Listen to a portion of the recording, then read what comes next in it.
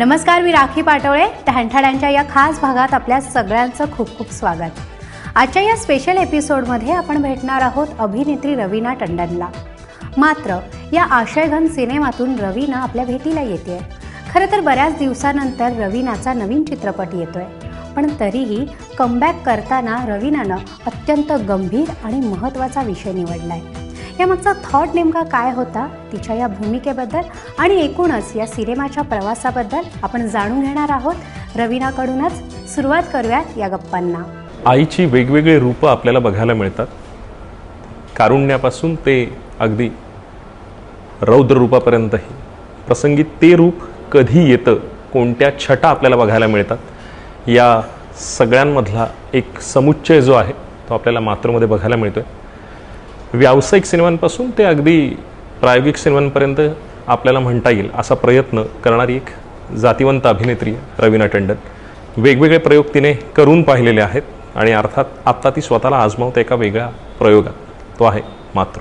आपण तिच्याकडून जाणून घेऊया, कारण जाणीव संपन्नतेचा एक वेगळा आविष्कार आपल्याला या सिनेमात दिसतोय. रवीना, बहुत बहुत स्वागत आहे आणि खूप खूप स्वागत आहे. खरं तर तुम्हाला तेवढंच चांगलं येतं असं कळतं.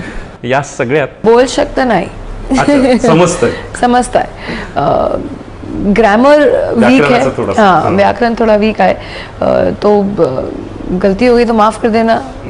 चालेल, एवढं तुम्ही प्रयत्न करताय हेही खूप स्तुत्य आहे.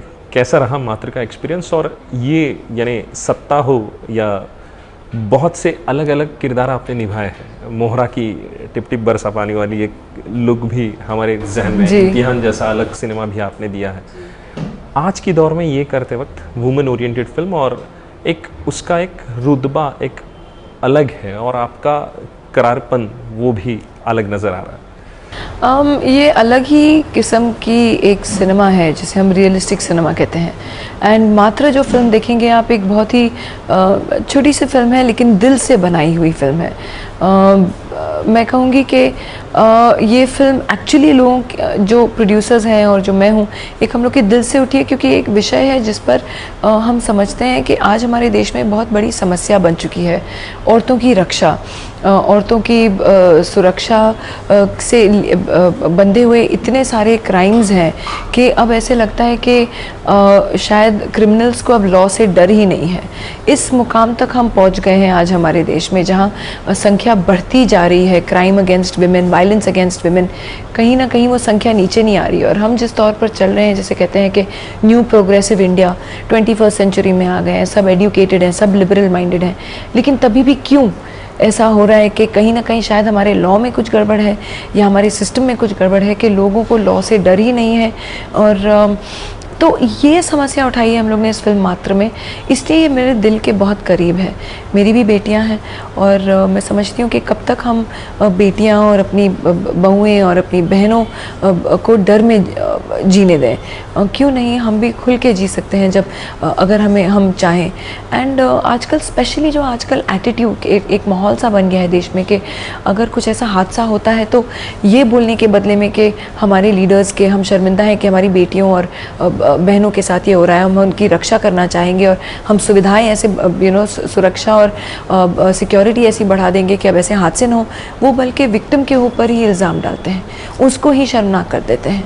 तो एक शर्म की बात है कि आप जख्मों पे नमक छिड़कते हो. एक तो पता बड़ा हादसा हो गया है उसके साथ, तो ये ऐसे सुनने में आती है. वो उस समय रात को क्या कर रही थी अकेली, उसने जीन्स क्यों पहनी थी, उसने शॉर्ट स्कर्ट क्यों पहनी थी, वो लड़के हैं बदमाशियाँ करें.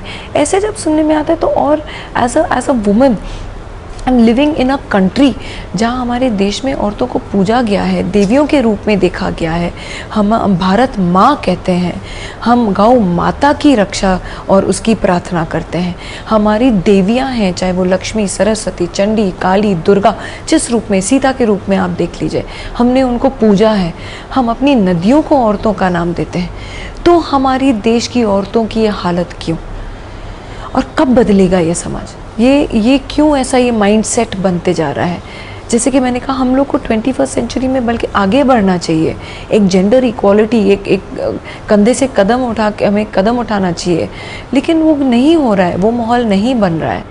पर ये सिस्टम पे आपका एक्सरे है और एक करारा थप्पड़ भी है.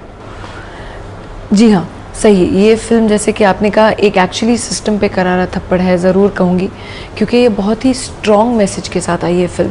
हमने कुछ चीज़ों को छुपाया नहीं है या उसे मीठी गोली बना के लोगों को खिलाने की कोशिश नहीं की है। हमने दिखाया है वाकई में असलियत में क्या होता है, किस मुकाम तक और क्या हालत हो जाती है लोगों की, और स्पेशली जो जितने परिवार हैं और जो विक्टिम्स हैं और उनके परिवारों के साथ क्या हो जाता है, टूट जाते हैं।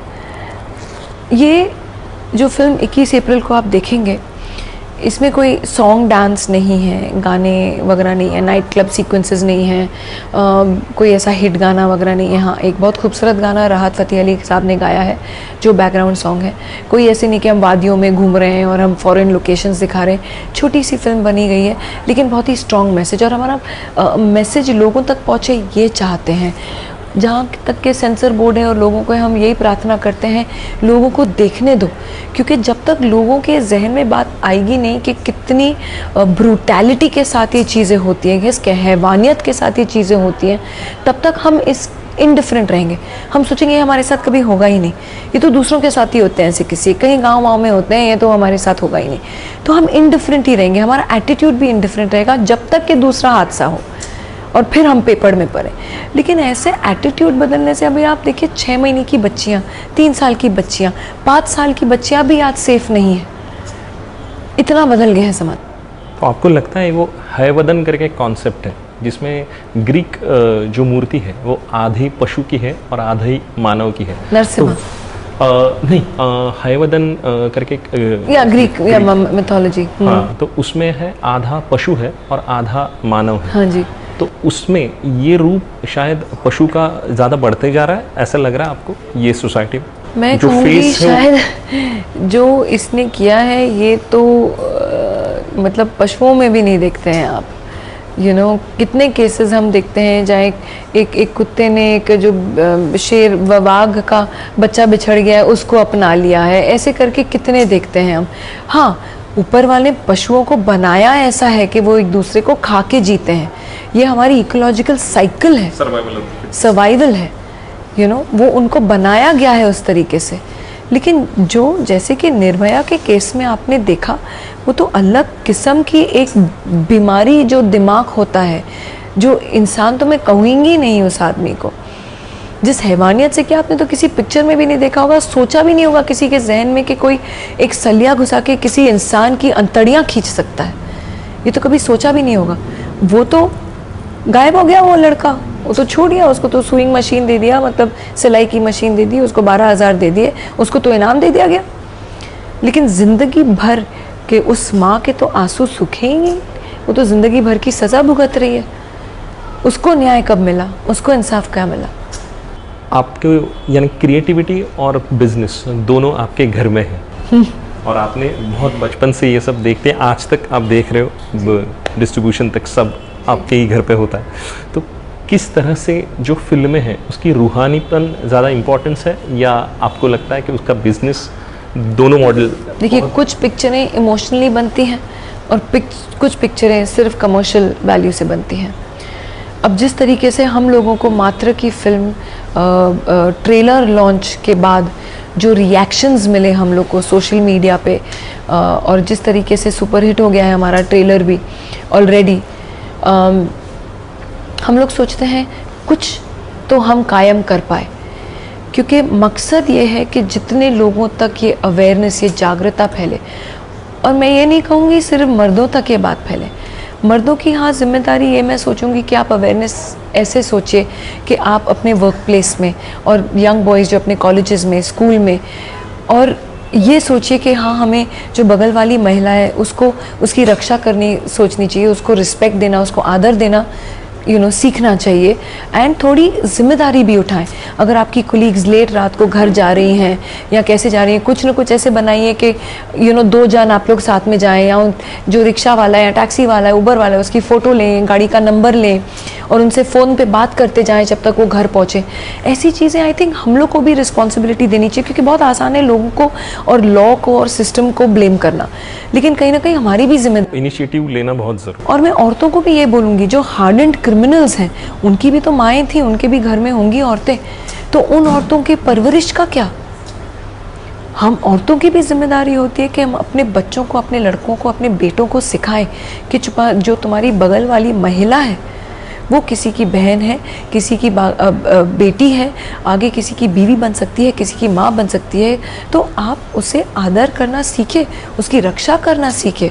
और मैं सिर्फ बेटियों की ही बात नहीं करूँगी, मैं कहूँगी कि जो भी वीकर है, चाहे वो एक चाहे पशु पक्षी हो या कोई छोटे बच्चे हो या कोई भी वीकर आपके सामने हो, उसको उस कंपैशन बढ़ाइए, एक रक्षा करना सीखे। तो ये घर से ही, एक परवरिश से ही एक एटीट्यूड बदलने वाली बात है, संस्कारों की बात। एग्जैक्टली, जहाँ बहुत बहुत ज़रूरी है। तो हम सबको आम तौर पे नहीं ब्लेम कर सकते हैं।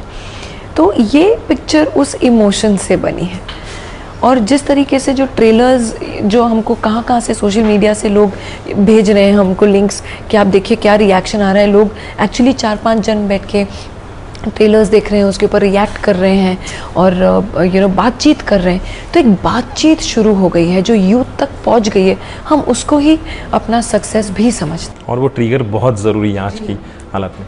श्रीदेवी की जो मॉम आ रही है उसके साथ एक कंपैरिजन अपने आप हो रहा है, नाम की वजह से हो चाहे आपका नाम की वजह से ज़्यादा कंपैरिजन है, क्योंकि मैं उस फिल्म की स्क्रिप्ट नहीं जानती हूँ, मैं स्टोरी नहीं जानती हूँ। श्री जी की मैं बहुत बड़ी फ़ैन हूँ, she is a friend also, and I don't know उनकी पिक्चर क्या है और कैसे ये कोइंसिडेंस हो गया कि हम लोग हम लोग तो 21 अप्रैल को आ रहे हैं, वो तो खैर जुलाई में रिलीज़ हो रही है। लेकिन आप भी नहीं शायद जानते हैं उस फिल्म की स्टोरी क्या है। लेकिन आई सी नो कंपैरिजन। हमारी बहुत छोटी सी फिल्म है लेकिन दिल से बनाई गई है और हम जिस कॉज में बिलीव करते हैं उस तरीके से बनाई गई है।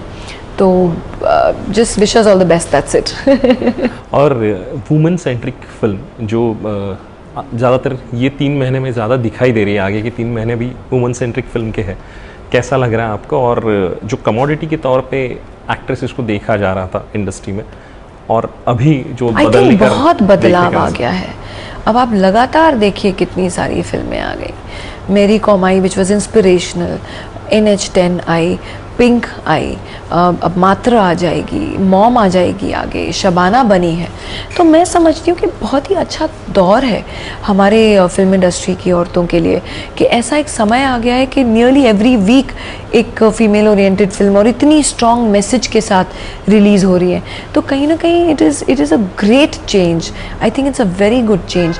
एंड इतने स्ट्रॉन्ग रोल्स के साथ हमारी एक्ट्रेसेस, मैं तो लोगों को बोलती हूँ देखिए हम लोग एक्टर्स हैं, हमारा माध्यम क्या है, हम यही जानते हैं करना। तो हम कोई लॉ मेकर्स नहीं हैं, हम कोई पॉलिटिशियंस नहीं हैं कि हम अपने गन्स उठा के लॉ बदल दें या कुछ इतना बदलाव लाएं। लेकिन जिस माध्यम को जानते हैं, समझते हैं, उसके ज़रिए अगर हम किसी तरीके का एक सोशल रिस्पॉन्सिबिलिटी, जागरूकता फैलाएं, हम वही चाहेंगे।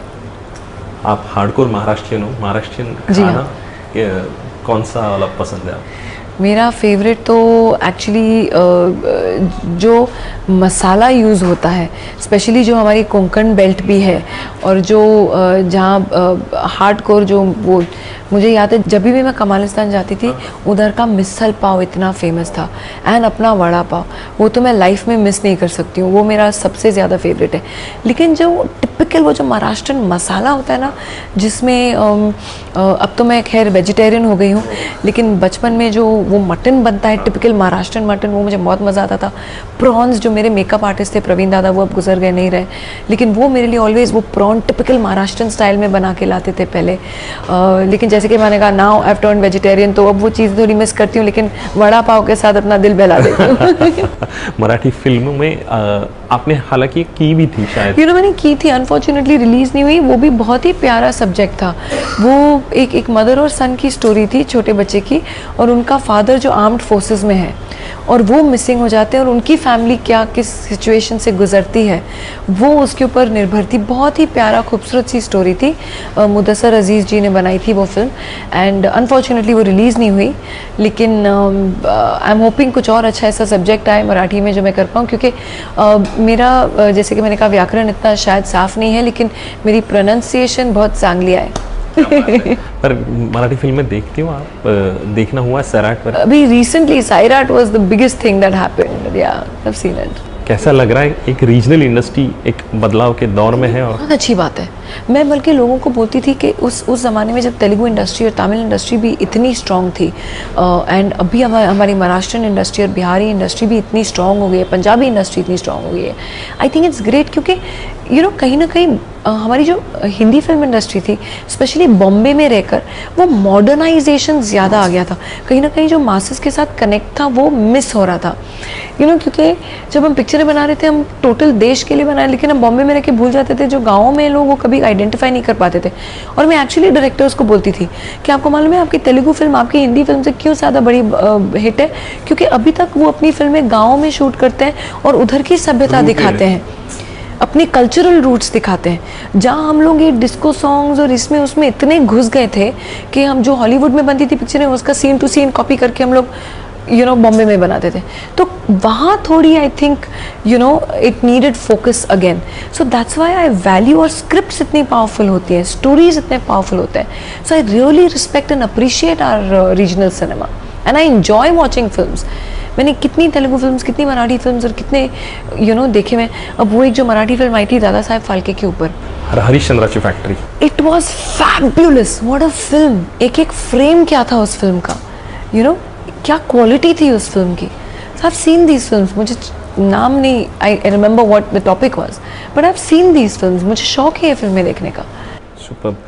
हमें लगता है कि एबीपी माझा और ढांढे ढांड के जो व्यूअर्स हैं वो मात्र के साथ डट के खड़े रहेंगे, क्योंकि एक अलग अभिरुचि संपन्न और जानिव संपन्न कलाकृति आप लेके आ रही है। और मैं चाहती हूँ कि आप भी इंटरव्यू के ज़रिए ही नहीं, आप भी अपने ऑफिस में ये मैसेज लेके जाएं कि यार हम आदमी लोग जो है हमारे ऑफिस में, it is our responsibility to look after our women who are working with us in our work place. Tomorrow you will also be a parent. मेरे मेल कलीग्स के जरिए मैं आपके उनके हिसाब से मैं आपको बोलता हूँ और आश्वस्त करता हूँ कि हम अपने कलीग्स की उतनी ही तब्दीलियत से। Thank you so much. मेरे आंखों में आंसू आ रहे हैं इस चीज़ बोलते हुए। Thank you so much. अपनेपन से बात करने के लिए बहुत बहुत थैंक यू और ढेर सारी शुभकामनाएं। और हमारा जो मराठी ऑडियंस है वो आपके साथ डट के खड़ा रहेगा, ये उनकी तरफ से मैं ग्वाही आपको देता। हमसे अपनेपन से बात करने के लिए बहुत बहुत शुक्रिया। Thank you so much. आणि याचसोबत ढांढड्यांच्या या खास भागात वेळ झाली आता इथेच थांबायची। उद्या आपल्याला पुन्हा भेटायचं आहे फक्त आणि फक्त ढांढड्यांमध्ये। बघत रहा एबीपी माझा।